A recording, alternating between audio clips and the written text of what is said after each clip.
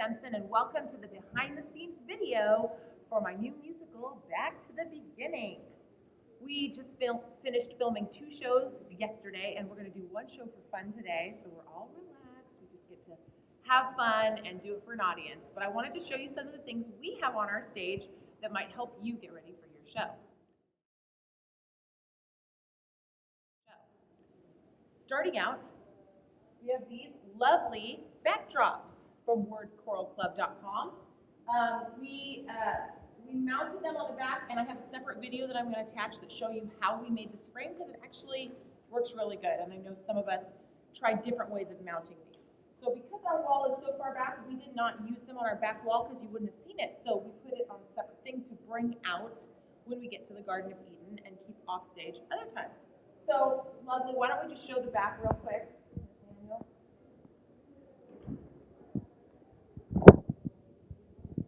You can look at it. Again, we'll attach a separate thing that talks about it, but worked awesome. We have signs. So for each time period, you can buy these from Word, and they're really awesome. They're hard already. They're foam core board, so they come like that. You don't have to mount them. Each time period has a different thing. Creation Cotillion, Creation Celebration 2000, and 1955. So actually on the ground, I mean, I really recommend these. These are awesome. It's probably on the DVD too, but it's fun to give a kid in a costume something to hold and look adorable. Okay, so you see all of my pine trees because we're camping, right? They're not Christmas trees, nor do they have lights on them. They are pine trees. And they're all different types, as you can see. You know, what I did was I went on Amazon and got used Christmas trees with no lights. And honestly, a lot of them were like $8. So it's still kind of an investment. If you want to borrow mine and you live close to me, you're more than welcome to. Although if you live far, I think to ship it would be more expensive than if you just bought $8 trees yourself. So it's one way to do it. You don't need a billion, but I was having fun. It took hours and hours and hours to set them up. I have a separate video to talk about this, but we have trees attached to this board that our friend Clyde made, and I have a separate one I'll post about that. But we did this so we could easily roll them around. So we start out blocking our machine, then we move it behind the actors, and we stuck the trees in that because the bases broke. When I bought them used, so watch out about that. Sometimes the bases are really flimsy, so we just stuck them in there. Okay, well, we just have to get to the most exciting part. So I'm going to bring Daryl on to talk about the time machine, which is so cool, and he's going to show us. I heard you put in how many hours making this? 60 hours? He made this machine for 60 hours. This is Daryl. Daryl, tell us what you did. Okay, so the main framework is just PVC, put together, 1.5" PVC. And I just actually didn't glue it together, I actually just tapped it in, and it works fine. That way you can reuse it if you need to use it for something else. And then for the panels right here, I just used pegboard and painted it gray. Pegboard looks just like that. Fireman sheets of 4x8 sheets. And cut it up. I told him I loved the color. Yeah, and then it's just a slate gray. And then these lights, if you want to put lights in, you just drill a hole, the whole saw, and these little sockets just snap in, and you can wire them from the back. And you know, your time machine is going to be whatever extinguished stream you want to go to. These gears turn, they're on microwave motors that you can buy pretty inexpensively. But so, they do turn, it's very cool. And then the control panel here, this is basically a PVC frame underneath here, and then I just took the pegboard and screwed it onto the PVC and made a control panel out of it, and then just bought some switches and put them in, and they all light up and stuff like that. And then the clock, you know, that's kind of optional, but that also has a microwave motor in it, and so when you turn it on, the hand goes quickly one way or the other. And it's got some air horns on the top, pretty simple, and a beacon.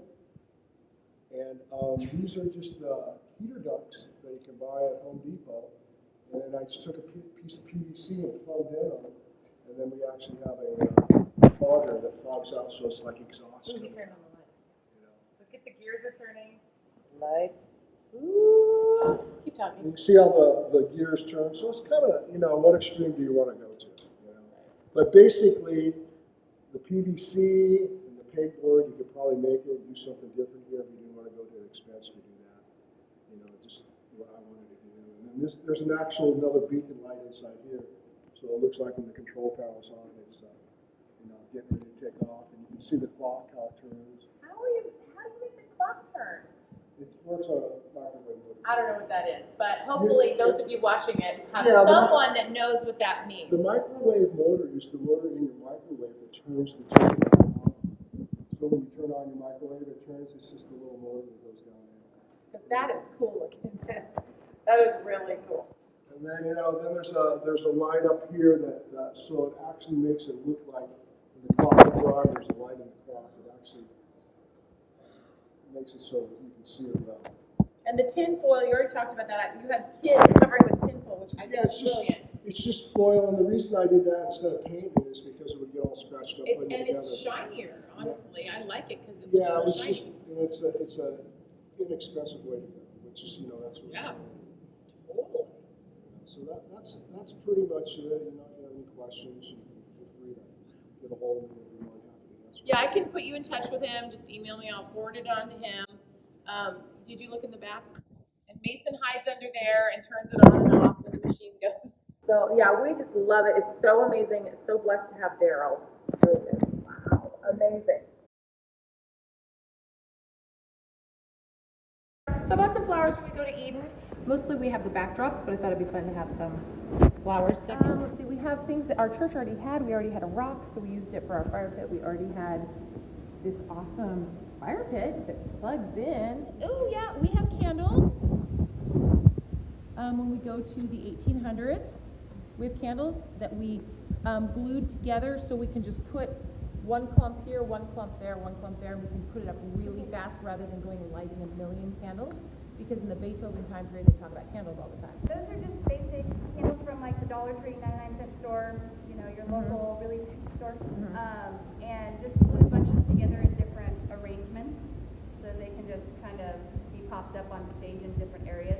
We turn them on before we start the show, and we have them hidden down behind the black drops and on the bottom, so when they pop up, they're already lit and ready to go. So those are the candles. Okay, so let's start with, so I'm mainly going to show you what kind of our ideas were, but also give you keywords because it's really hard to search for some things and not the right time period. That will really help the So keywords. the hardest time period to kind of, actually it was pretty easy to actually find stuff when I figured out what to type into the computer, was the 1700s, early 1800s. So this, I think this one was called like a Parisian dress up, girls dress up. So you want to, and then for the boys, these are actually George Washington. They're called like George Washington dress up costumes. So that really helps, but we're able to find different styles. And we purposely cast smaller kids Yes. in the hopes that the costumes would be cheaper. So these are like kindergartners wearing these adorable costumes. Yes, and then so they also, these are George Washington style. So we were able to find two different of the small kids style. It was harder to find them in adult sizes, so definitely if you can, younger sizes as well.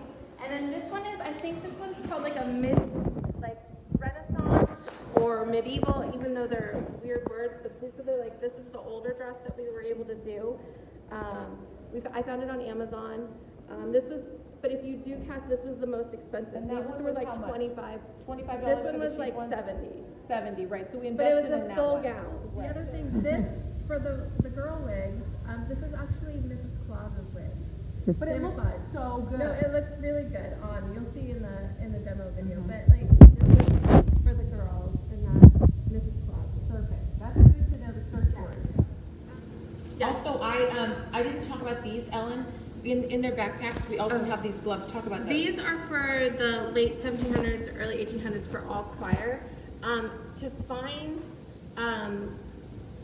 gloves, like princess gloves or whatever, these are actually like gloves that you use for electronics, and they're not like, if you look at them really closely, I don't know if you can see, but they're not the best quality. But like people who do jewelry, yeah. So and we chose to do these just on the older kids, just because Of the ease of putting on gloves. yes, because the little ones can't necessarily do that. So these are fascinators, and they're each about $7 on it, or actually $4.99 to $7.99. So we did a couple of these to just sprinkle throughout the choir. They're so cute. They're so cute. So we did all different colors. I try to keep them in the darker colors just because of the time period, but you can do whatever you want. But they're, it's basically just a headband with a little clip right there. They just sell the clips without the headband if you wanted to go that route, which is a little bit cheaper.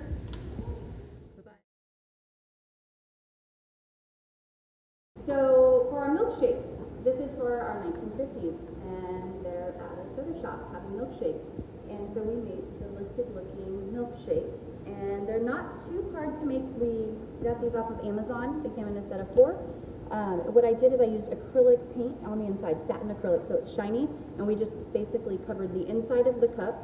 And then our whipped cream is the Model Magic from Crayola.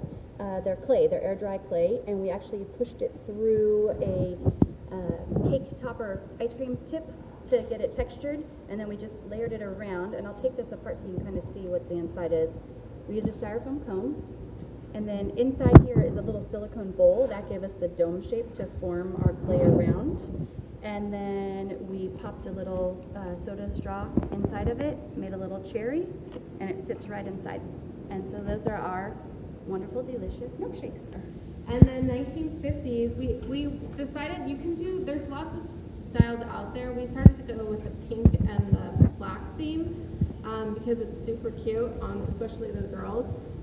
So I was able to find lots of different combinations of that, and so in all sizes, which was really nice. Adult, small, for inexpensive.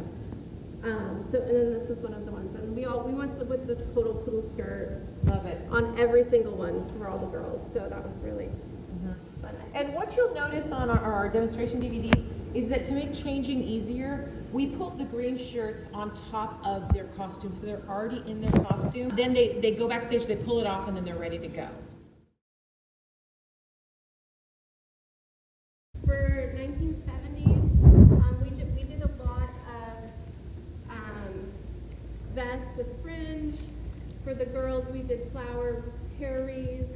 We did John Lennon glasses, and those you can buy in bulk, and you can do for all choir if you want. And then we have this hippie, I think it's called hippie wig. Hippie wig, yeah. That one was pretty self-explanatory. 1990s, we just basically had them in a generic white or generic t-shirt, dark, if possible, not light and bright, but dark. Grunge, we're going for grunge. Yes. And then a lot of kids already have flannel, so we were able to utilize theirs. And then a lot of them already have these really cute jean jackets, or jean vests, so those work really well. And they're just wearing jeans. So all choir, we put them in jean shorts. The 90s, we did jeans and dark shoes if they have. This one I found at Walmart. This is the snake costume for the 1990s. And this is called an anaconda costume. Another idea that we had was to actually just do a black t-shirt and then get a $15, like, there's a 5-foot snake, like, wrap it around and I said no to that because I really don't like snakes, and she sent me the picture, I was like, no, I will not do that. But she'll do this. I can do this, but I cannot go any more realistic than that. I'm sorry. I draw the line. So let's start with Nikki D. This is one of our main characters. Well, not main characters, but she's one of our featured people that come out. And so for her, she's from the 2000. Just a design I created that we turned into an iron-on. And so that was quick and easy. Girls come out that are huge fans. So if you have a bigger cast and you want to create fans, you can go up to like 15 fans who are like getting autographs, stuff like that. They get a special part. They get to wear the t-shirt. Yes. And then we also made fan posters. Love it. As well. And so, you know, when you're doing concerts, so we have one that has some lyrics from one of her songs. And then we just have a big I Love Nikki D. These were made on just foam board, and I have a Cricut machine. Some of you might have a Cricut or a Silhouette. I cut this out with vinyl, and so each one is just vinyl. So it's a sticker basically that sticks right on. If you want to do that, I have a few tips on how to do it to get it to stick to the paper without ripping the paper. So just ask questions on the Facebook page and we'll get that to you. The 2000s was actually kind of hard, just because it's really close to kind of like 80s, 2000s, they all kind of mesh a little bit. So for the backup dancers, we end up doing, we found these on sale. So if you do actually want to do the tracksuit idea, I would really highly recommend that you purchase them early or figure out who your cast members are, because they're kind of hard to find. But again, on Amazon. So and then this is called a newsboy hat, and they have these in like every color, and they're really inexpensive, but they have like 20 colors of these, so you can do any sort of combination, but these are super cute. And we put these on, I cast Nikki D backup dancers, again, to give more opportunity for a bigger cast. So you can do Nikki D backup dancers, we put them in that, you could also put Nikki D in that. It's Yeah, just we time put period. her in like a faded sequins from black to silver to gold, like kind of star, and then we gave her those trendy pink glasses that everyone wore in that era, and then of course they all have butterfly clips in her. For the Eve dress, we were going to make our own because we do have access to a seamstress, but I just googled leaf dress on Amazon, and this super cute dress came out. I think it was only like $17. So that was my vision, to make it a cute dress with printed leaves on it. Right. This is fun. These are from, I don't know if you've ever bought these. If you buy the fun kits, you get these from Word. We use these in our show. So we have the bags, and the fun kit will include some cool stuff in it. But then we use them, and the kids wore them, and during each blackout for each different time period, they put on a different accessory. So for the 70s, we have this cool necklace that we bought on Amazon, or you have little glasses,